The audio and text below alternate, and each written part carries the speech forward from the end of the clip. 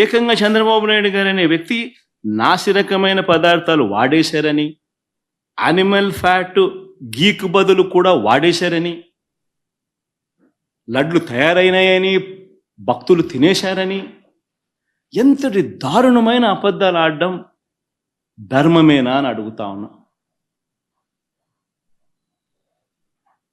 ఈ మాదిరిగా నిజంగా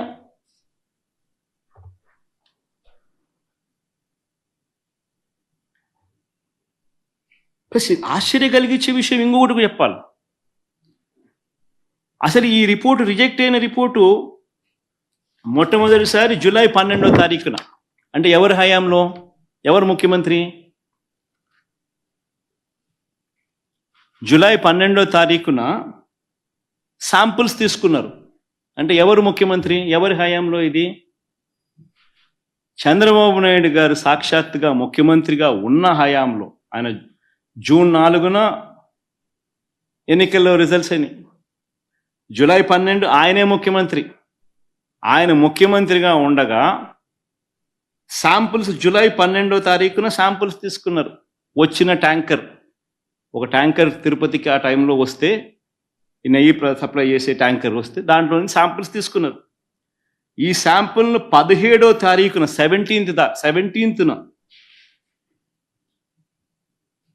అంటే వాళ్ళ టెస్టులన్నీ చేసి, ఆ 3 టెస్టులు అక్కడే వాళ్ళు చేస్తారు. చేసిన ఆ టెస్టులు సరిగ్గా రాలేదు కాబట్టి ఆ శాంపుల్స్ను 17వ తారీఖున NDDBకి పంపించినారు, నేషనల్ డైరీ డెవలప్మెంట్ బోర్డుకు. వాళ్ళు 23వ తారీఖున రిపోర్ట్ ఇచ్చినారు.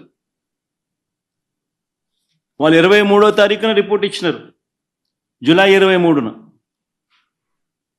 అవును, రిజెక్ట్ అయింది. నేను ఒకటే అడుగుతా ఉన్నా, జూలై 23వ తారీఖు నుంచి 2 నెలలు చంద్రబాబు నాయుడు ఏం చేస్తా ఉన్నాడు? 2 నెలల తర్వాత ఇప్పుడు చంద్రబాబు నాయుడు గారి 100 రోజుల పరిపాలన మీద అడ్వర్టైజ్మెంట్ ఇచ్చినప్పుడు ప్రజలు సూపర్ 6 ఏమైంది, సూపర్ 7 ఏమైంది అని చెప్పి ప్రజలు చంద్రబాబు నాయుడు నిలదీస్తూ ఉన్నప్పుడు టాపిక్ డైవర్ట్ చేసేందుకు జూలై 23వ తారీఖున ఇచ్చిన రిపోర్టును ఇప్పుడు తీసి ఆ రిపోర్టును వక్రభాష్యం చేస్తూ ఆ రిపోర్ట్లో నుంచి ఈ మనిషి నోటికొచ్చినట్టుగా, ఇష్టం వచ్చినట్టుగా అబద్ధాలు ఆడడం మొదలుపెట్టాడు. ధర్మమేనా అని అడుగుతా ఉన్నా. ఇంకొకటి ఆశ్చర్యకరమైన విషయం కూడా చెప్పాలి. ఆశ్చర్యకరమైన రిపోర్ట్ ఏంటంటే, పోనీ రిపోర్ట్ ఏమిటి అని ఒకసారి చూద్దాం. ఇది రిపోర్ట్. ఈ రిపోర్ట్ చూస్తే ఈ రిపోర్ట్లో కూడా ఏమని కనిపిస్తూ ఉంది? ఇది S value, standard S value ఇవి ఉండాలి. అయితే స్టాండర్డ్ ఎస్ వాల్యూ ఇవి కాకుండా ఇవి ఉన్నాయి, అంటే డీవియేషన్ ఉంది, or falling out of the range. If any S value falls outside the corresponding limits, sample to contain foreign fat అని చెప్తా ఉన్నారు. However, under the circumstances listed before, a false positive result can be obtained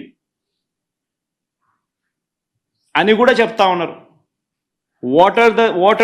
what are those kind of circumstances అని చూస్తే, if the sample is obtained from bovine milk other then cow's milk,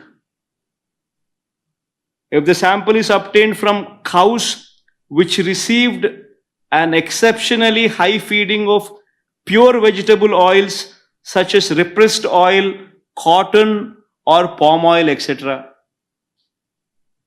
Exception చెప్తా ఉన్నాను. Or if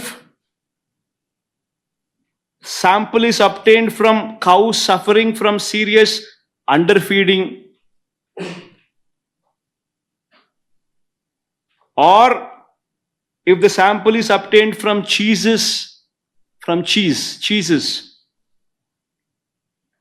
or if the sample is extracted by using the Gerber, Weibull, Berntrop or Schmidt, Bonsky, Rascal methods. అంటే ఇవి exceptions కూడా ఉంటాయి అని కూడా చెప్తా ఉండరు. నేను చెప్పేది ఒకటే చెప్తా ఉన్నా, ఏదైనా కానీ ఒక రోబస్ట్ ప్రక్రియ టీటీడీలో ఉంది అని చెప్పడానికి సంతోషపడాలి, గర్వపడాలి. టీటీడీ అన్న దేవాలయం అన్నది, టీటీడీలో తయారయ్యే లడ్డు అన్నది, స్వామివారికి దగ్గర తయారయ్యే ఈ కార్యక్రమం అనేది ప్రసిద్ధి కాంచిన గొప్ప పరిణామం అని చెప్పాలి. టీటీడీలో ప్రాక్టీస్ చేస్తూ ఉన్న ప్రాక్టీసెస్ ఎంత గొప్పవి అని చెప్పి ఇంకా మనం పొగుడుకోవాలి. కానీ మనమేం చేస్తూ ఉన్నాము, ఒక రోబస్ట్ ప్రక్రియ ఉంటే ప్రతి వెహికల్ను సప్లై చేసే ప్రతి వెహికల్ వాళ్ళ సర్టిఫికేట్ తీసుకొని రావడమే కాకుండా టీటీడీ ఆ ప్రతి వెహికల్లో నుంచి 3 శాంపుల్స్ తీసి ఆ శాంపుల్స్ పాస్ అవుతేనే నీకు లోపలికి పోయేదానికి పర్మిషన్ ఇస్తూ టీటీడీలో లడ్లు తయారు చేయడానికి ఉపయోగపెట్టే పరిస్థితి ఉంది అని చెప్పి తెలిసినప్పుడు, ఇంత గొప్ప ప్రాక్టీస్ ఉన్నప్పుడు, ఇంత గొప్ప పరిస్థితి ఉన్నప్పుడు క్రెడిట్ తీసుకోవాల్సింది పోయి మనం ఏం చేస్తూ ఉన్నాము, అబద్ధానికి రెక్కలు కడతా ఉన్నాం. రెక్కలు కడుతూ ఇవన్నీ శాంపుల్స్, ఇవన్నీ టెస్టుల్లో ఫెయిల్ అయినా కూడా వాడేసినారు,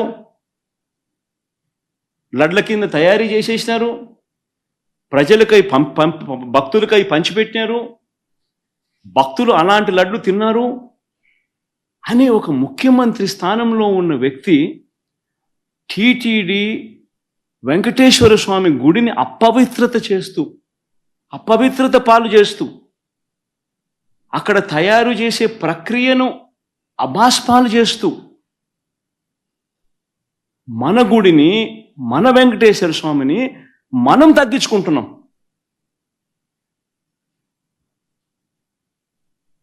ఇంతకన్నా దారుణమైన పరిస్థితులు ఎప్పుడైనా రాష్ట్ర చరిత్రలో ఎక్కడైనా జరుగుతాయా? ప్రతి ఒక్కరు కూడా దీని గురించి ఆలోచన చేయాలని చెప్పి నేను అడుగుతా ఉన్నా.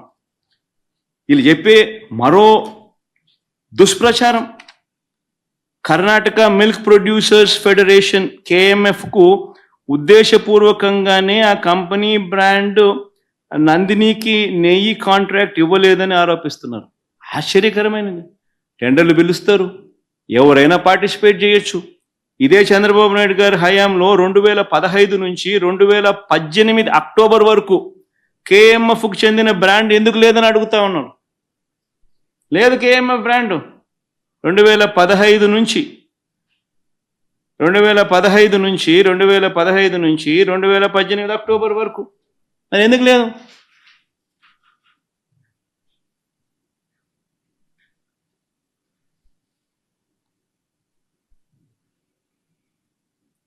ఇంకొకటి ఆశ్చర్యకరమైన విషయం,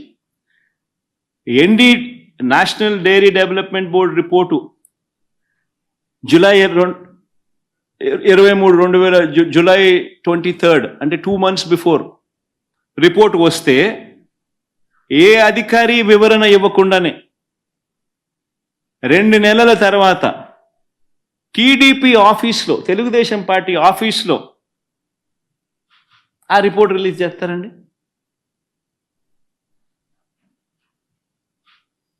అది 100 రోజుల ఈయన పాలన మీద అడ్వర్టైజ్మెంట్ ఇచ్చిన రోజు.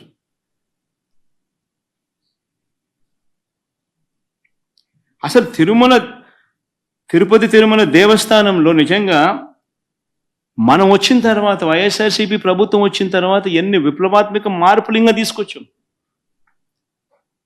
అక్కడ ఉన్న ల్యాబ్స్ని ఇంకా మనం స్ట్రెంథన్ చేసాం. CFTRI central food technology research ఇన్స్టిట్యూట్కు చెందిన వాళ్ళతో అనుసంధానమైనారు టీటీడీ వాళ్ళు. అక్కడ ఇంకా ల్యాబ్స్ను మెరుగుదిద్దినారు. అక్కడ నుంచి సీనియర్ ఉద్యోగులను కూడా రిక్రూట్ కూడా చేసుకున్నారు, పెట్టుకున్నారు. ఇంకా అక్కడ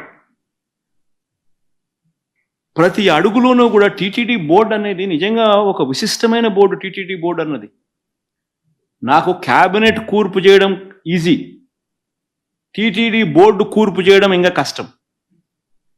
నిజంగా అంత కష్టమైన కార్యక్రమం. ఎందుకనంటే టీటీడీ బోర్డుకు రికమెండేషన్స్ ఒక్కరి దగ్గర నుంచి రావు, కేంద్ర మంత్రుల దగ్గర నుంచి చుట్టుపక్కల రాష్ట్రాల ముఖ్యమంత్రుల వరకు, చుట్టుపక్కల రాష్ట్రంలో ఉన్న ప్రతిపక్ష పార్టీలు సైతం టీటీడీ బోర్డు మెంబర్షిప్ కోసం అడుగుతారు, ఫోన్ చేస్తారు, రిక్వెస్ట్ చేస్తారు. అంత కష్టమైన కార్యక్రమం అది. అంటే వాళ్ళ రాష్ట్రాలలో విశిష్టమైన మనుషులు, అంటే కేంద్రం దృష్టిలో కూడా విశిష్టమైన మనుషులు, ఇంపార్టెంట్ పీపుల్, ప్రసిద్ధి కాంచిన మనుషులు, ఇటువంటి వాళ్ళందరూ బోర్డులో సభ్యులు అవుతారు. ఆ బోర్డు కూర్పు చూస్తే అటువంటి విశిష్టమైన వాళ్ళందరూ బోర్డులో సభ్యులు. వాళ్ళందరూ రాటిఫై చేస్తారు దీన్ని. ఈ టెండర్ల ప్రక్రియను రాటిఫై చేసేది board. Government of Andhra Pradesh does not get involved in TTD matters. It's autonomous body.